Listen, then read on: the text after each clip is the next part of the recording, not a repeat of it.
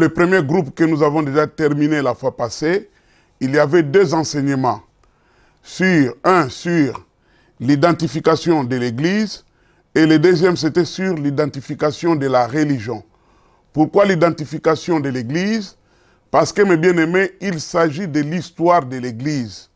Nous devons d'abord connaître qu'est-ce qu'on appelle l'Église. Ensuite, nous avons identifié la religion parce qu'il y a une grande confusion. Beaucoup de gens confondent le christianisme et les religions. C'est pourquoi nous nous sommes permis d'identifier ce qu'on appelle, ce qu'on entend par les religions. Aujourd'hui, mes bien-aimés, nous entrons dans notre deuxième groupe. Et ce deuxième groupe sera présenté par 5 tableaux. Je ne dis pas 5 enseignements, mais 5 tableaux. On verra comment Dieu va nous conduire pour partager chaque tableau où on aura le temps pour tous, où on aura le temps pour 2 ou 3 à la fois. Donc, dans les 5 tableaux, mes bien-aimés, le premier tableau, nous allons parler de l'origine de l'Église. C'était le sujet qu'on avait terminé, qu'on avait parlé en dernier, dans le dernier enseignement qu'on avait donné. Et le deuxième tableau sera l'histoire de la Bible. L'histoire de la Bible, comment la Bible est arrivée jusqu'à nos mains maintenant. Et le troisième tableau sera de l'origine de la naissance de l'Église jusqu'à 350 ans après Jésus-Christ. Et après de 350 jusqu'au 15e siècle, ça sera notre 4e tableau. Et de 15e siècle, non, de 16e siècle jusqu'à nos jours, ça sera le dernier tableau que nous allons exploiter ensemble. Mais avant d'entrer dans l'enseignement, permettez-moi de répondre à des questions qu'on nous a posées. Donc je remercie aussi toutes les personnes qui ont eu la peine de nous poser ces questions. Nous sommes vraiment très contents de vous, que Dieu vous bénisse. Cela montre que vous êtes en train de suivre cet enseignement avec beaucoup d'intérêt et avec un esprit de méditation. On a eu 4 questions. Dans toutes ces 4 questions, les gens demandent qu'on puisse donner la lumière sur certains points qu'ils ont trouvé que ce n'était pas bien expliqué, de ventiler un peu pour qu'ils puissent comprendre. Nous sommes là pour ça. Même si vous nous demandez de recommencer tout l'enseignement, vraiment, mes bien-aimés, avec d'autres mots, nous sommes disposés de le faire. Parce que notre but est que chacun de nous puisse comprendre la pensée qui était dans notre Seigneur Jésus-Christ. Que chacun de nous puisse avoir la connaissance. Donc nous sommes là pour vous, nous sommes vos serviteurs. Et ne croyez pas que vous nous dérangez quand vous nous posez des questions. La première question, on a demandé sur évêque et bishop, puisque les gens n'ont pas compris. J'avais expliqué que le mot évêque, c'est en français. Et le bishop, c'est en anglais. Dans la Bible, l'évêque existe. Si je parle en français, je ne dirais pas bishop. Le mot évêque existe. Et un évêque, c'est qui? J'avais bien expliqué, l'évêque, le diacre et l'ancien, j'ajoute aussi, ce sont des personnes de l'administration de l'Église. Quand Pierre avait constaté qu'il y avait beaucoup de gens qui se sont convertis, et il y avait aussi, avec beaucoup de gens, il y a eu aussi beaucoup de travail. Donc c'était eux qui s'en occupaient de l'administration, du social et de l'enseignement. Ils ont dit non, non, non, vaut mieux qu'on puisse donner ces tâches à d'autres personnes, à des diacres, à des évêques et aux anciens. Ils ont institué les diacres, donc je me permets de dire le mot nommé. Ils ont nommé les diacres, les évêques et les anciens. C'est les ministres de Dieu, les apôtres, les pasteurs, les évangélistes. C'est eux qui ont le droit de nommer les évêques. Alors, mes bien-aimés, dans l'administration de ce monde, l'évêque représente quoi? C'est comme dans un département, il y a des directeurs des territoires Ici en France, on prend par exemple le département des sports. Il y a un directeur qui s'en occupe des territoires de l'île. Il y a un directeur qui est en Bretagne. Il y a un directeur qui s'en occupe de Marseille, etc. Tous les territoires, il y a des directeurs partout. C'est vraiment bien couvert par les directeurs. Mais leur chef, c'est le ministre. Leur chef, c'est le ministre. Les ministres, eux, ils travaillent, ils font leurs rapports au niveau des ministres. C'est le ministre qui est le patron. Mais dans le monde oriental, donc, quand je parle du monde oriental, je vois directement Babylone. Puisqu'il y a beaucoup de religions qui sont venues de là. Or, au niveau de Babylone, le mot évêque veut dire chef. C'est l'évêque qui nomme. C'est l'évêque qui dirige tout. Or, dans le christianisme, l'évêque n'a pas ce pouvoir-là. L'évêque n'a pas ce pouvoir-là. Supposons, par exemple, on prend un prêtre catholique, il est au même niveau qu'un pasteur, un ministre comme un pasteur. Mais ce qui est grave, le prêtre catholique est nommé par l'évêque de Rome. Donc, dans le christianisme, un évêque ne peut pas nommer un pasteur ou un évangéliste. Donc, je profite pour dire, beaucoup de gens qui ont été consacrés par les bishops ou par les évêques comme pasteurs, ce n'est pas dans le christianisme. Un directeur ne peut pas nommer un ministre. C'est le ministre qui nomme le directeur. Ça, c'est dans le christianisme. Mais dans des religions orientales, égyptiennes, donc, il est normal qu'un évêque puisse nommer. Si on est dans l'église de Dieu vivant, on va suivre ce qui est écrit dans la Bible.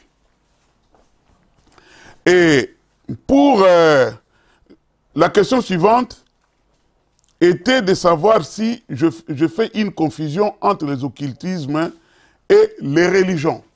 Non, bien aimé, ce n'est pas une confusion. Les gens qui sont dans l'occultisme, ce sont des religions. Allez leur demander, ils vous diront que nous sommes dans une religion. Puisqu'on avait bien défini qu'est-ce que c'est une religion. Une religion, c'est l'homme qui fait un effort pour se faire révéler à Dieu.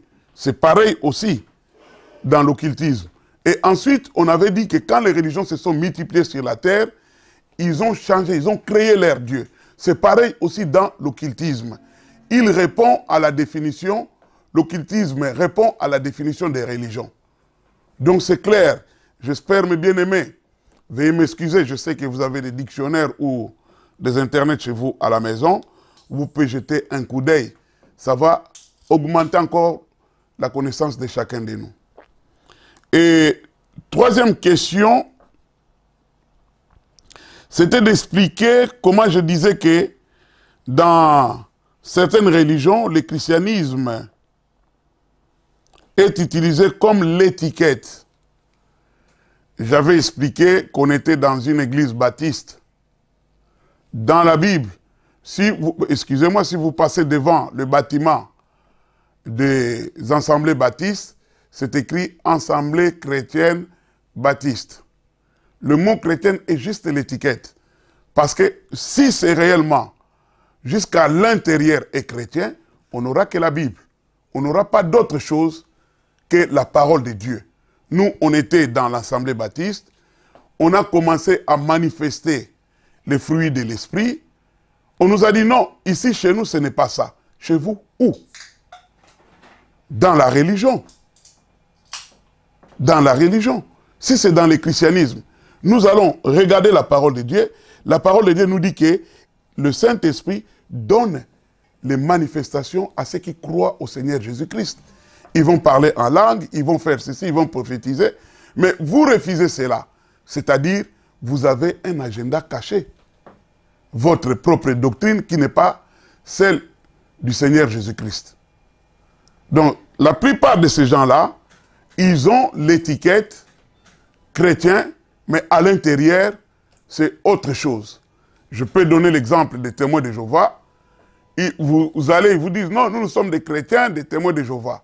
Mais vous allez regarder, mes bien-aimés, on ne peut pas être témoin d'une personne qu'on n'a jamais vue. Nous sommes les témoins de Jésus-Christ. Jésus-Christ a dit, vous serez mes témoins. Parce qu'on l'avait vu. On a vécu avec lui sur la terre. Dans tous les tribunaux du monde entier, vous allez vous dites que je suis témoin de quelque chose. Ils vous disent, tu as vu cette personne? Non, on m'a parlé. Est-ce que tu étais au moment où il était là? Non, il paraît. Mais bien aimé, le juge te dira, sors de là, tu ne sais pas ce que tu es venu faire. Il risque même de t'arrêter. Il risque même de t'arrêter parce que tu es un faux témoin. Un témoin, c'est quelqu'un qui a vu, qui a assisté au moment où le fait était en train de se dérouler. Nous, on connaît Jésus-Christ, mais on ne connaît pas Jéhovah. Ça, je vous dis en vérité. Mais si vous allez, ils vous diront que nous sommes des chrétiens. Si on est chrétien, on est témoin de Jésus-Christ.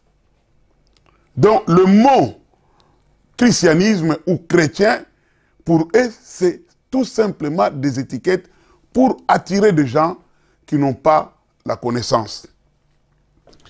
Et la dernière question, on m'avait posé, comment vous parlez qu'on peut faire ou fabriquer un Dieu?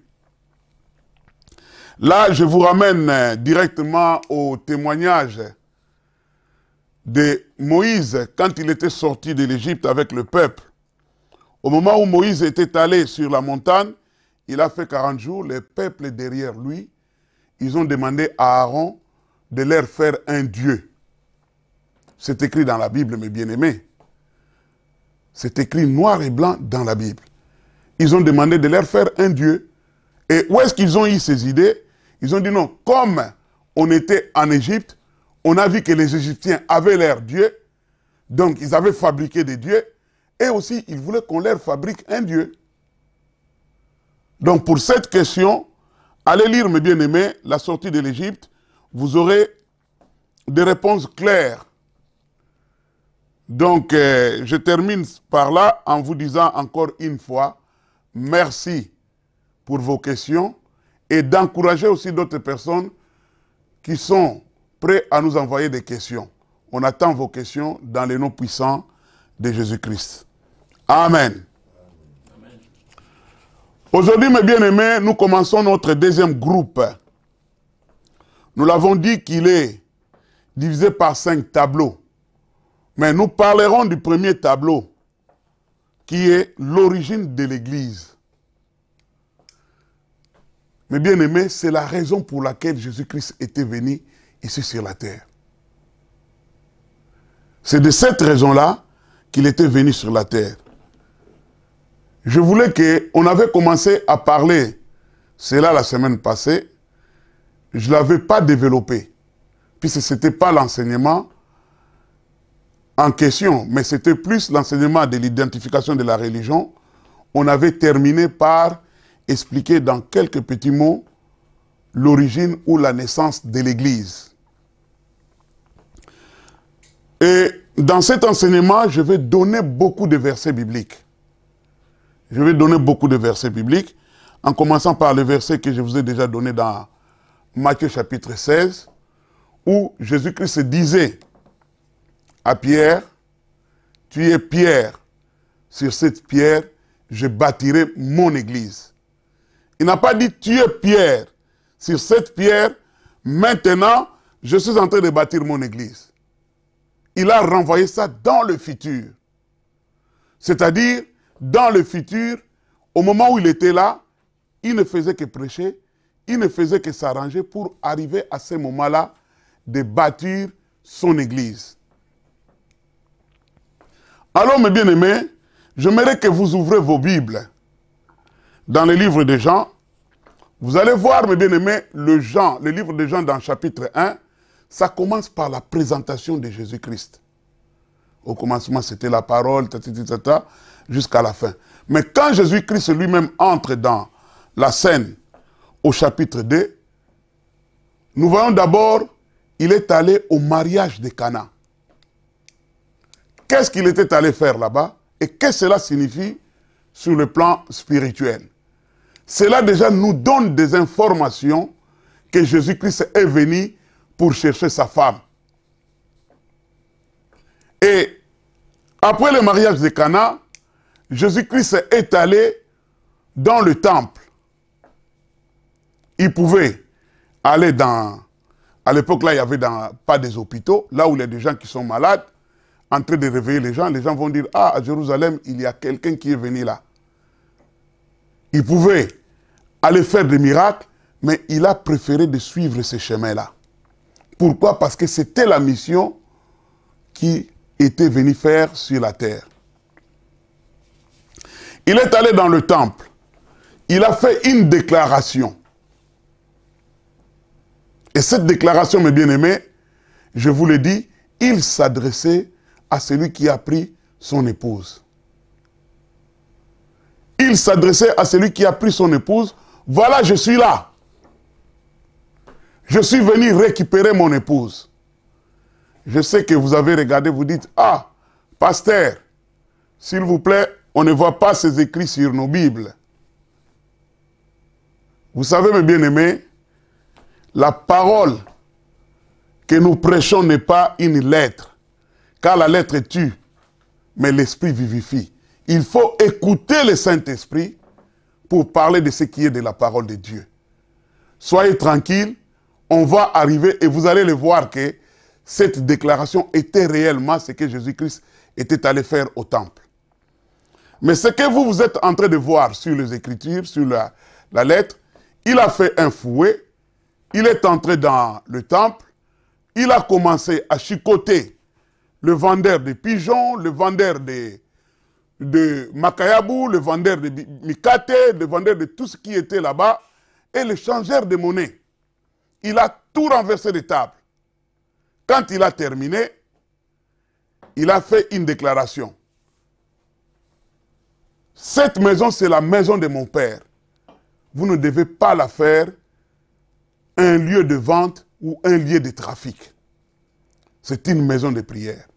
Vous savez, mes bien-aimés, si Jésus-Christ, cette maison-là, n'était pas à elle, tu es locataire ou tu es un visiteur chez une personne, est-ce que vous pouvez chasser les gens qui sont en train de faire des bêtises dans cette maison-là?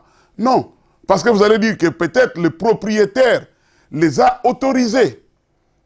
Mais si chez vous, par exemple, vous recevez les gens, ils commencent à vendre la drogue, ils commencent à faire n'importe quoi, tu auras peur. Tu dis, mais c'est chez moi. Ces gens ici, ils n'ont pas le droit de venir trafiquer chez moi. Tu vas les chasser comme Jésus-Christ l'a fait. Donc cela nous prouve que la maison, le temple là, c'était le temple de Jésus-Christ. C'était à lui. C'est pourquoi il a fait cela. Et on lui a posé la question. Tu es en train de chasser les gens. Prouve-nous quel miracle que tu dois faire pour que nous croyons à ce que tu es en train de faire. Cette question-là, mes bien-aimés, quelqu'un qui chasse les gens, on ne lui demandera pas quel miracle tu feras. Parce que c'est lui le propriétaire. Mais si on lui a posé cette question, ce n'était pas les gens-là que vous regardez. C'était celui qui a pris son épouse. C'était une question qui sortait de l'enfer. Vous dites, mais comment tu le sais? Mais bien aimé, avec l'Esprit de Dieu, on entre dans la profondeur même de la pensée de Dieu. Avec l'Esprit de Dieu, on écoute ce que Satan dit. Je vais vous donner un témoignage. Pierre, dans Matthieu chapitre 16, quand il a dit à Jésus-Christ, tu es Seigneur, tu es le Christ, le Fils de Dieu vivant. Qu'est-ce que Jésus-Christ lui a répondu? Ah, Pierre, ce n'est pas toi qui as eu cette idée, c'est mon Père qui est dans le ciel qui t'a parlé.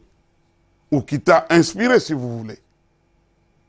Parce que Jésus-Christ avait écouté que cette réponse vient du Père. Or, Dieu est esprit. Mais quand on a le Saint-Esprit, puisque Jésus-Christ sur la terre était comme toi et moi, 100% homme. Mais à cette époque-là, il était l'unique homme qui était rempli du Saint-Esprit. Aujourd'hui, nous le sommes. Donc, nous avons la capacité d'écouter ce que Dieu dit.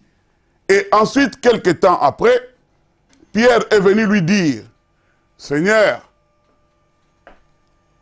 voici ceci, cela. Qu'est-ce que Jésus-Christ lui a répondu? Il a dit, arrière de moi, Satan. Il n'a pas dit que Pierre, je te délivre. Non, il a dit à Satan, à l'esprit qui parlait à Pierre. Donc Satan s'est permis d'aller par la bouche de Pierre donner conseil à Jésus-Christ. Et Jésus-Christ a identifié cela parce qu'il a le Saint-Esprit. Il a dit, arrière de moi, Satan. Alors, mes bien-aimés, comment Satan peut se permettre si on entre dans des distractions? On oublie le moment de prière, on oublie la méditation de la parole. La Bible nous dit, priez sans cesse. C'est pour ne pas permettre à Satan de nous utiliser. Et soyons des hommes et de la femme de méditation, c'est pour non plus permettre à Satan d'intervenir dans ta vie et dans ta pensée. Donc vous voyez mes bien-aimés, en ayant le Saint-Esprit, on peut écouter ce qui est esprit. On écoute ce que l'Esprit dit, qu'il soit Dieu et qu'il soit Satan.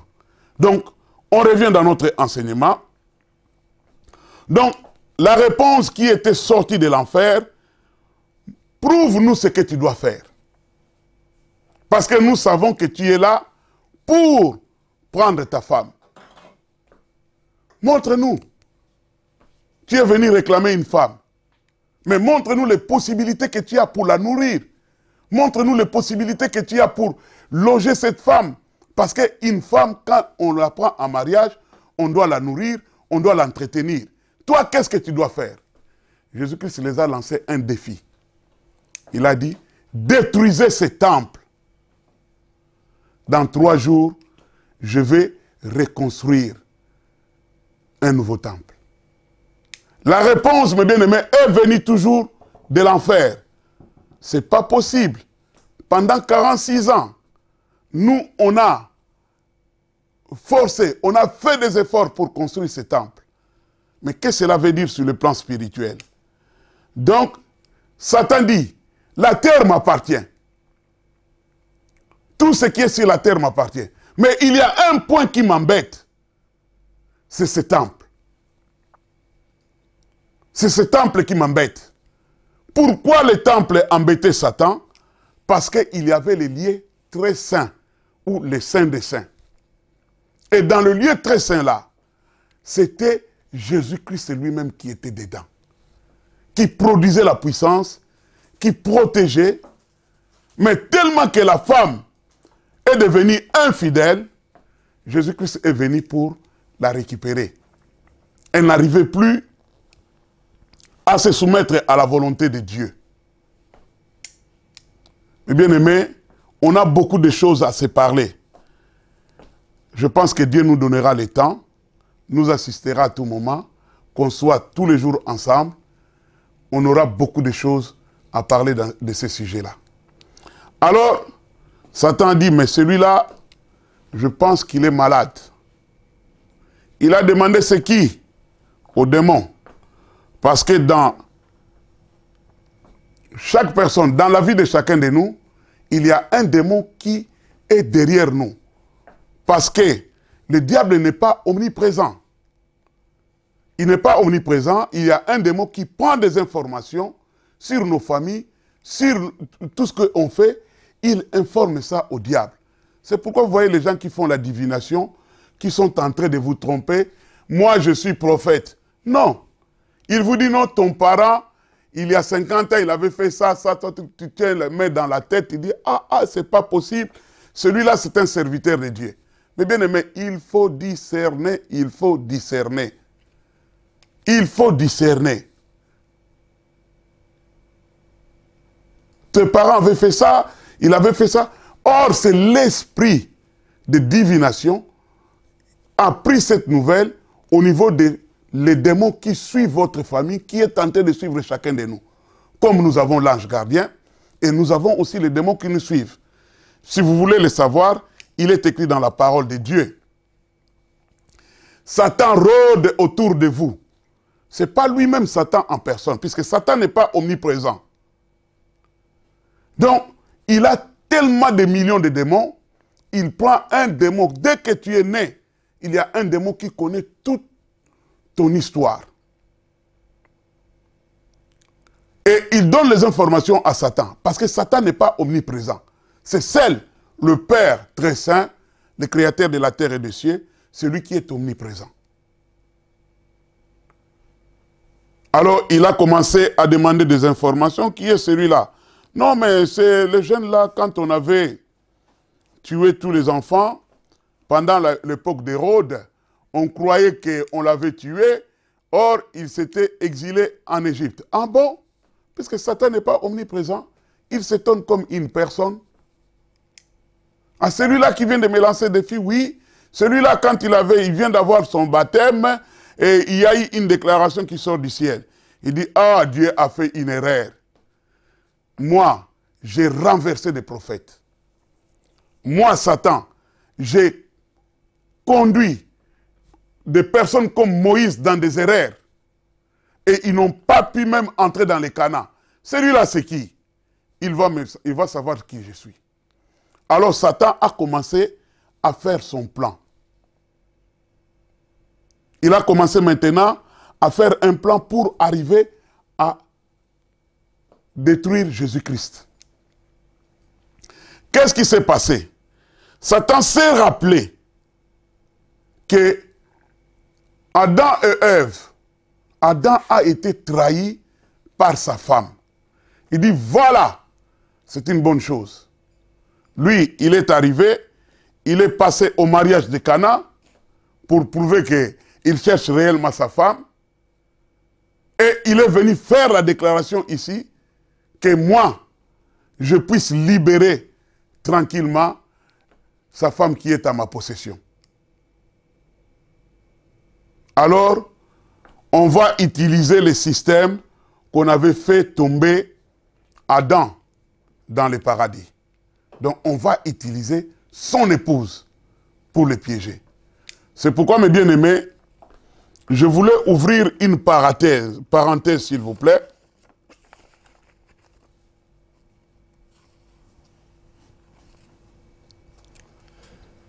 Je vous demande à vous, mes sœurs,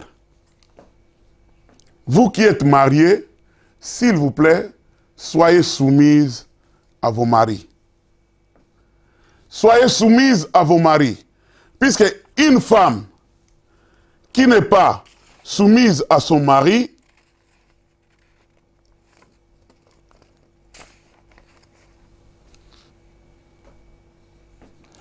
une femme qui n'est pas soumise à son mari, le diable envoie des démons sur elle. Le premier démon, c'est le démon de divorce. Tu auras tout le temps dans ta bouche, ah, attention, hein, si tu joues avec moi, si tu fais ça, moi je vais divorcer. Ça, c'est le premier démon qu'on trouve dans la vie des femmes qui ne sont pas soumises. Et le deuxième démon, c'est l'esprit de veuvage. Donc cette femme-là, elle est prête même à tuer son mari. C'est pourquoi souvent vous entendez dans le milieu politique ou dans d'autres milieux que c'est sa femme qui lui a mis du poison. Parce qu'elle a un esprit de veuvage qui vient d'où? Par manque de la soumission vis-à-vis de son mari. Et elle peut trahir facilement. Vous voyez mes bien-aimés, Ève, quand elle avait reçu le message du diable, quand elle avait dit Amen au diable, automatiquement, le diable lui a fait entrer dans son esprit un esprit de la non-soumission à son mari. Il pouvait répondre au diable, ben, tranquillement, je t'ai écouté, mais je dois aller poser la question à mon mari. Si on peut réellement consommer ces fruits. Mais elle a commencé elle-même de consommer déjà ces fruits. Quand elle est allée, comme elle n'était pas soumise à son mari, elle a commencé à obliger son mari à consommer le même fruit. Et Adam, par l'amour de son mari, il a consommé ces fruits. Et le diable connaît bien cette faiblesse en vous, mes sœurs. Mais ici, je ne parle pas uniquement de vous, mais on parle de l'épouse du Seigneur. Moi aussi, je suis l'épouse du Seigneur. C'est pourquoi j'ai dit, j'ouvre une parenthèse. Et dans cette parenthèse, j'ouvre encore pour nous les frères. Frères, là où tu es, écoute-moi très bien. Tu dois aimer ta femme. Tu dois aimer ta femme comme tu t'aimes toi-même. Celui qui aime sa femme, il est là pour l'assurer. quand tu tournes avec d'autres jeunes filles ou d'autres femmes à côté, croyez-moi, tu n'aimes pas ta femme. Tu l'utilises seulement comme une vache à lait. Donc, mes bien-aimés, quand on aime sa femme, on doit la défendre. Supposons dans un village, il y a un danger qui rentre dans un village. Toi, tu te sauves le premier, tu laisses ta femme. Et la femme crie, chérie, chérie, tu nous as abandonnés. Tu tournes, tu regardes ta femme, tu dis, ngai maman na yo, ngai tata na yo, na zonga na kufapo na yo.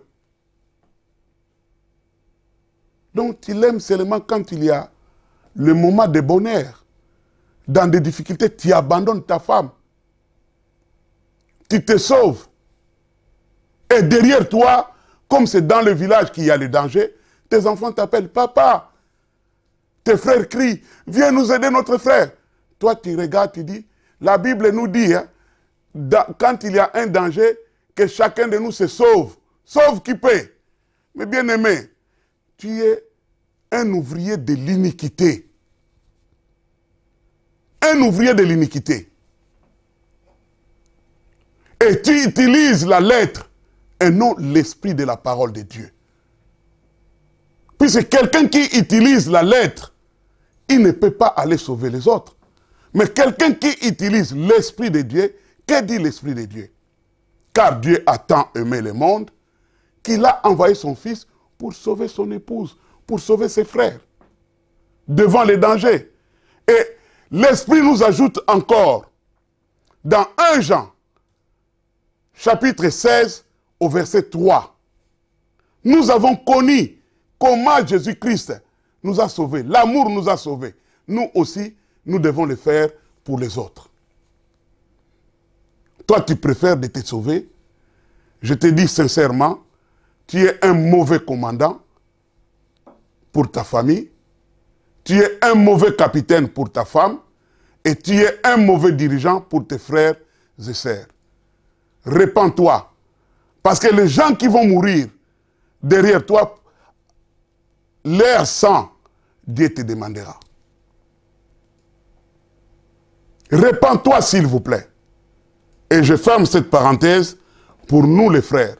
Donc, l'épouse que je parle ici, ce n'est pas question de sexe féminin ou de sexe masculin. Moi, je suis l'épouse de Christ. Ma sœur, toi qui me regardes, tu es aussi l'épouse de Christ. Donc, mes bien-aimés, Satan a compris que l'épouse entre facilement dans la désobéissance, dans la non-soumission. Il dit, je dois les piéger. Je connais bien le système. Je l'avais expérimenté avec Adam et Ève. Adam était tombé parce que son épouse m'avait écouté. Alors, mes bien-aimés, c'est pourquoi la raison pour laquelle on appelle Jésus le deuxième Adam. Le deuxième Adam, suite à cette déclaration qu'il avait faite. Détruisez ces bâtiments et je vais les reconstruire dans 3 jours. On l'appelle deuxième Adam dans 1 Corinthiens chapitre 15, verset 45. On n'a pas le temps de tout lire, sinon on ne terminera pas. Mais je vous demande, mes bien-aimés, s'il vous plaît, méditez cela chez vous. Soyons des chrétiens de Béret. Vous écoutez, quand on termine, allez chez vous, ouvrez vos Bibles et commencez à méditer. Alors, dans 1 Corinthiens chapitre 15, au verset 45, nous voyons le titre de Jésus-Christ comme deuxième Adam. Et je vous ai expliqué, je le répète, il est deuxième Adam suite à la déclaration qu'il avait faite. Et Satan, qu'est-ce qu'il a fait? Il est allé chercher maintenant la femme.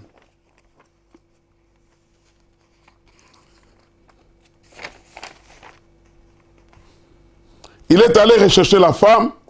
Il a retrouvé la femme dans Jean, chapitre 11, 49 à 53. Comme je viens de vous dire, faute de temps, mais j'ai confiance en vous que vous allez méditer sur des versets que je vous donne.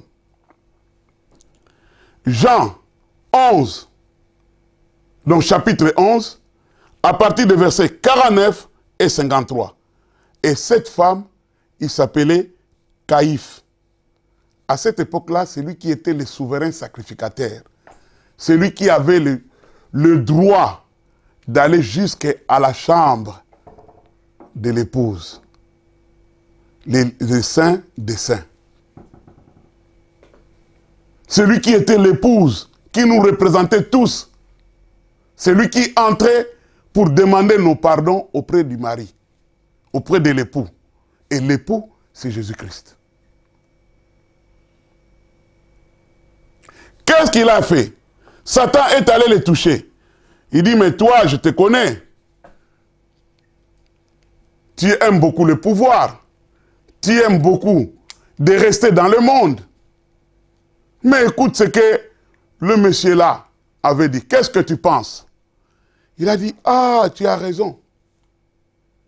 Comme Ève. Tu as raison.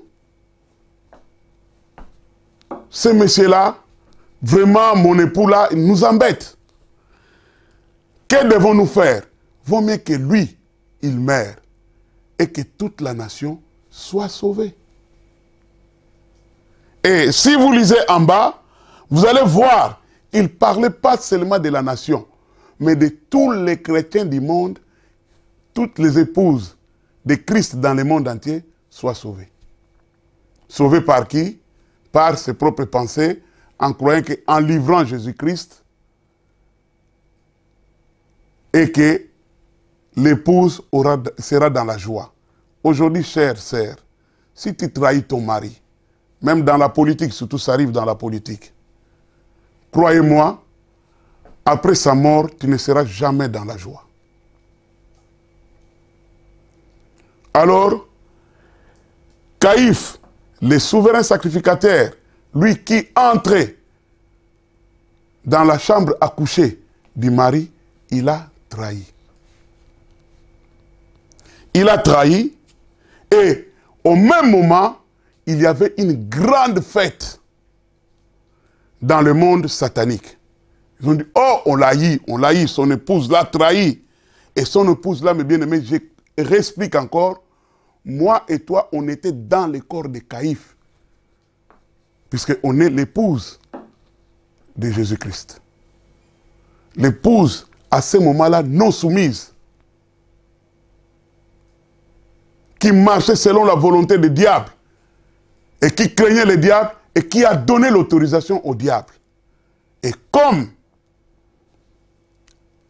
Ève, quand il avait donné l'autorisation au diable, ce n'est pas le diable qui est allé voir Adam pour lui dire non, consomme ces fruits.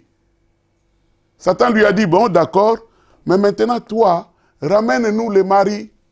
Comme Ève nous a ramené aussi Adam, tu dois ramener le deuxième Adam. Caïphe est en train de raisonner maintenant, que dois-je faire pour ramener mon épouse auprès de Satan? Je l'ai déjà trahi, je l'ai déjà livré, pas livré, mais je l'ai déjà trahi, mais maintenant il faut que je le livre. Mais bien aimé, il y a l'épouse, comme je disais que moi et toi on était dans les corps, la même chose. Pierre, Judas, Paul, tout le monde était dans le corps de Caïphe. Alors, ils ont trouvé. Satan est venu lui dire, je connais auprès du Seigneur Jésus-Christ, il y a un voleur. Il m'appartient. Il m'obéit.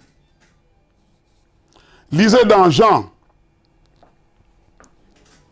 chapitre 12, au verset 5 à 6, vous allez voir que Judas commettait déjà des péchés en avance. Il volait l'argent dans la bourse.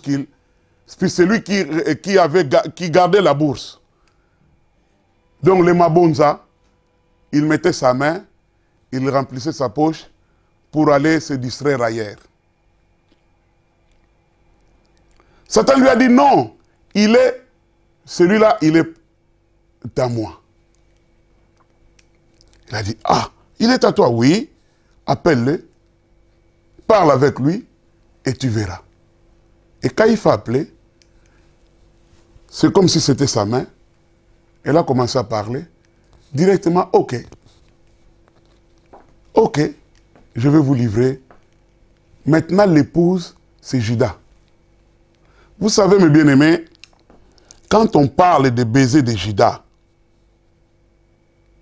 une femme qui veut faire mal à son mari, vous allez constater, le mari va constater, on était dans les troubles, tout d'un coup, la femme devient très tendre et soumise.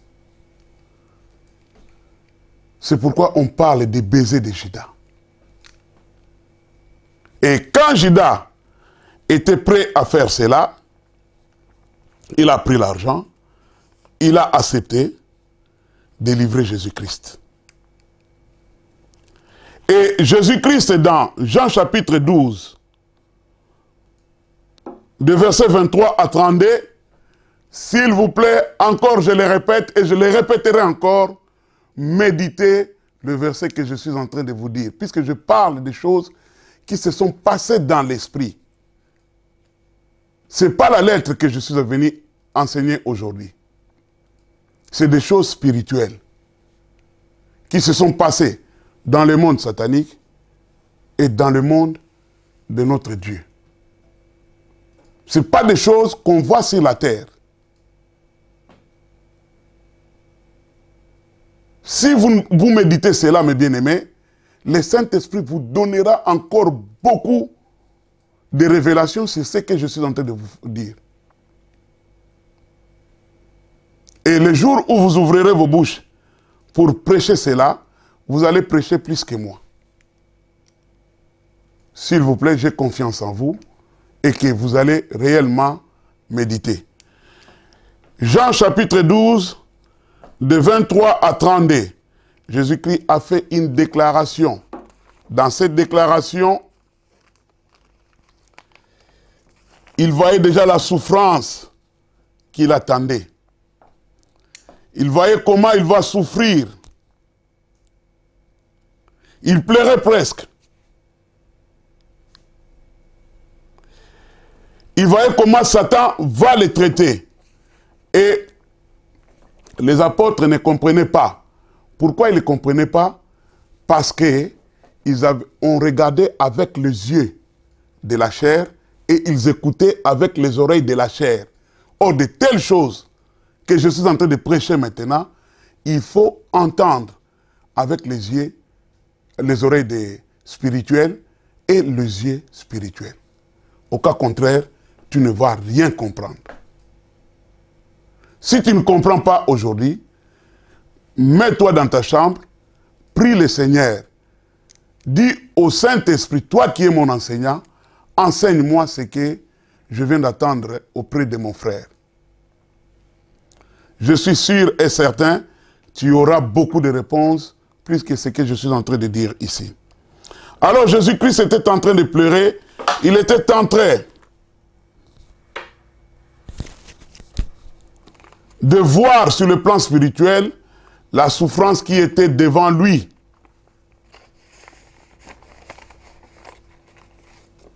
Satan était dans la joie. Il dit que voilà, tout est déjà prêt. Ce monsieur-là, on va le prouver qui nous sommes. On va le prouver qui nous sommes. Même si vous lisez dans Jean chapitre 13, au verset 21, vous allez voir que l'esprit de Jésus-Christ était troublé. Jésus-Christ lui-même, il était troublé parce qu'il voyait, mes bien-aimés, le tableau de la souffrance qu'il va subir. Dans Jean 18, de 1 à 12, des apôtres lui disent, Seigneur, mais qu'est-ce qui se passe? Est-ce qu'il n'y a pas possibilité que tu changes de situation? Il les a répondu au verset 11, ne dois-je pas boire la coupe que le Père m'a donnée? Donc c'est Dieu qui l'a. C'est pourquoi quand la personne qui le jugeait, Pilate, il disait, moi je peux te lâcher. Il dit, non, non, non, tu n'as aucun pouvoir. C'est Dieu qui l'a permis de descendre pour subir ce qu'il devait subir. pour toi et moi. Alors, au moment où il a dit cela, ils se sont déplacés, ils sont allés dans un jardin. Et, non, avant même d'aller dans le jardin, les apôtres lui disaient, il s'est posé d'abord des questions entre eux. Mais il parle de qui? Qui va les trahir? Qui va les trahir? Nous sommes là. Et c'est moi, Pierre? Non, c'est toi, Jean? Non, non, non, c'est pas moi. C'est toi, Thomas? Non. Jésus, voyant qu'ils se discutaient entre eux, il a dit, bon, la personne à qui je dois donner un morceau de pain trempé, c'est celui-là qui va me trahir. Vous voyez, mes bien-aimés, les discernements. Les discernements. On m'avait montré un pasteur, un soi-disant prophète, qui était devant tout le monde. Ah, celui-là, c'est un voleur. Celui-là, c'est un sorcier. Celui-là, mes bien-aimés, manque de discernement. Et celui qu'on dit sorcier ou voleur, il était en colère contre ce monsieur-là. Or, celui qui a le discernement, il peut dire à un sorcier que tu es sorcier sans que le sorcier puisse se mettre en colère. Et accepter aussi sa délivrance. Voilà le discernement du Seigneur. Alors, mes bien-aimés, il a donné le morceau trempé.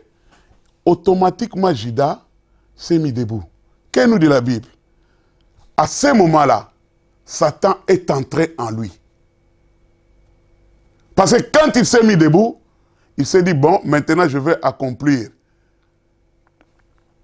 ce que j'avais décidé de faire. C'est à ce moment-là que lui-même, il a ouvert une porte. Pour les gens qui disent qu'il n'y a pas de péché, eh bien aimé, il y a des péchés quand tu ouvres la porte. Faites attention avec ces gens-là. Qui vous prêchent qu'il n'y a pas de péché, que si on fait un péché, c'est normal, Dieu l'a voulu. Non. Oh, il y a la prédestination, il était prédestiné pour faire ça. Non, il y avait la prédestination.